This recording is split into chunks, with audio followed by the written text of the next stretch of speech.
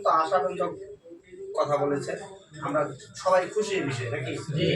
আমি গতকাল আন্দাজে নিয়ে দিনব্যাপী ওখানে প্রোগ্রাম ছিল সব, ওখানে গেলাম। আন্দাজার তো বিশেষ করে আমাদের এলাকার জন্য ঘাড়ি বলে আমরা জানতাম, কিন্তু সেখানে আমরা প্রচুর সাড়া পাইছি।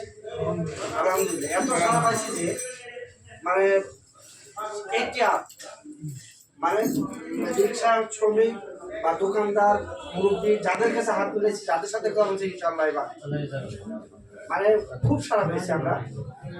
এই আওয়ামী লীগের দুর্গের মধ্যে আমাদের এরকম সারা আছে। সুতরাং আমরা সবাই আর মিডিয়া তো আমরা দেখতেছি, মিডিয়ার দিকে তাকালে আমাদের কি বুক ভরে যায়। আর সেই অনুসারে আমরা কাজ করতে পারতেছি না, এটাও আমাদের চেষ্টা করা দরকার আরো বেশি।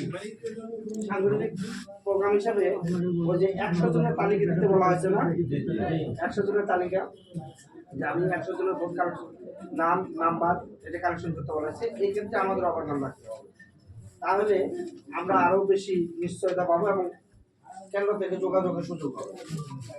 তো এ পর্যায়ে আমরা আলোচনা শুনবো, আমাদের মেহমানদের আলোচনা শুনবো। বিশেষ অতিথি আজকের এই প্রোগ্রামের আমাদের বিশেষ অতিথি জনাব আলহাজ ফেরদৌস হোসেন স্যার, অবসরপ্রাপ্ত বাগান শিক্ষক, খামার পত্তলিশ সরকারি প্রাথমিক বিদ্যালয়।